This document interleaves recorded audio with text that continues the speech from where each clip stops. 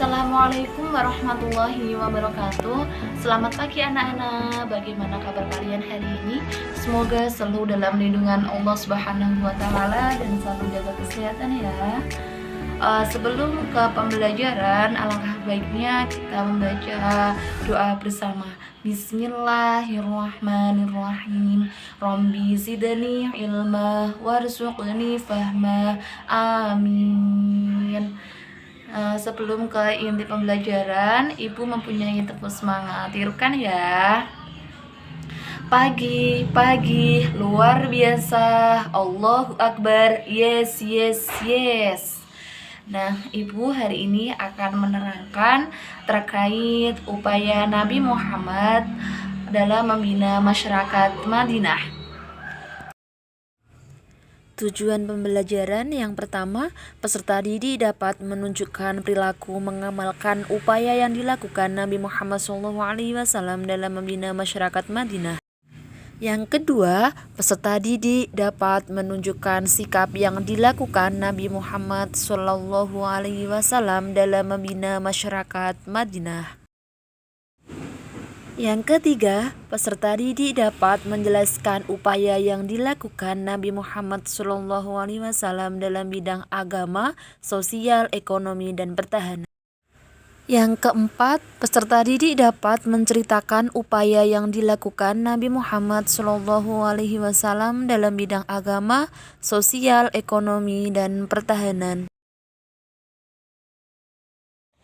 Jadi anak-anak, dalam membina masyarakat Madinah, Nabi Muhammad SAW melakukan beberapa upaya yang sangat penting.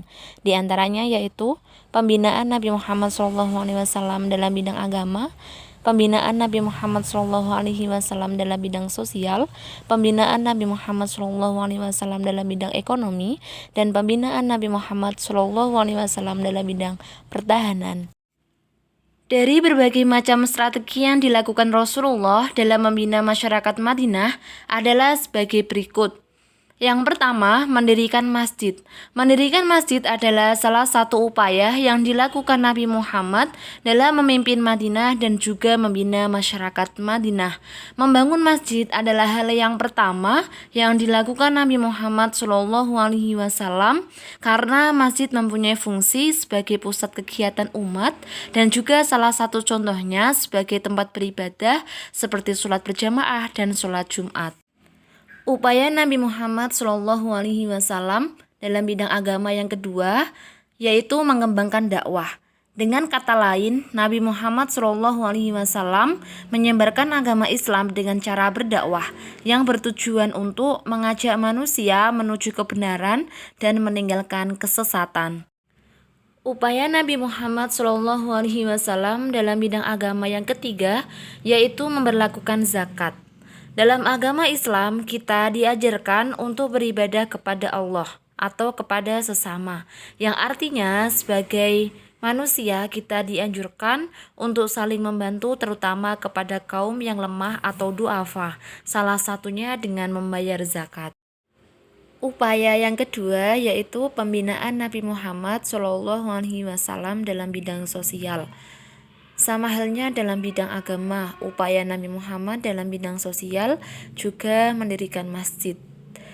Dan masjid yang didirikan mempunyai fungsi sebagai berikut. Yang pertama, fungsi masjid sebagai tempat atau sarana untuk menyatukan umat. Yang kedua, untuk bermusyawarah. Yang ketiga, untuk membina pendidikan masyarakat. Dan yang keempat, untuk mengelola. Upaya pembinaan Nabi Muhammad SAW dalam bidang sosial yang kedua yaitu mempersaudarakan antara kaum Muhajirin dan kaum Ansor. Untuk memperkuat ukhuwah Islamiyah, Nabi Muhammad SAW mempersaudarakan antara kaum Muhajirin dan kaum Ansor. Seperti halnya yang kita ketahui bahwa kaum Muhajirin adalah kaum yang ikut Nabi Muhammad hijrah ke Madinah, sedangkan kaum Ansor adalah kaum yang menolong kaum Muhajirin. Sehingga dari pertemanan tersebut Nabi Muhammad melakukan pernikahan antara kaum Muhajirin dan kaum Ansor. Upaya pembinaan Nabi Muhammad SAW dalam bidang sosial yang ketiga yaitu mengembangkan pendidikan masyarakat. Rasulullah SAW mengharapkan agar masyarakat Madinah terbebas dari kebodohan sehingga beliau mengembangkan pendidikan di masyarakat.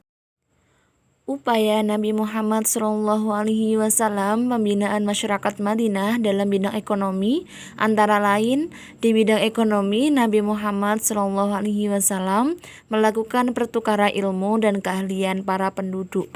Contohnya kaum Muhajirin memiliki keahlian berdagang, sedangkan kaum Ansor memiliki keahlian bercocok tanam.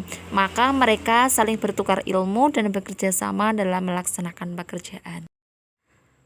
Lancarnya kehidupan ekonomi masyarakat Madinah, maka turun beberapa wahyu seperti syariat perdagangan, larangan riba, larangan judi, anjuran sedekah, perintah zakat, dan perintah puasa.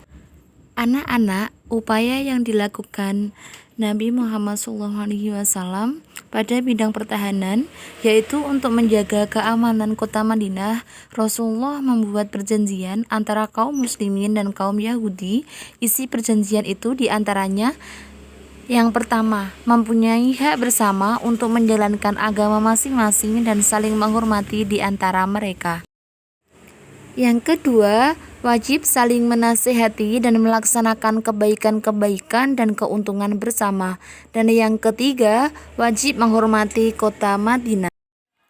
Bagaimana? Sudah paham ya yang sudah Ibu jelaskan?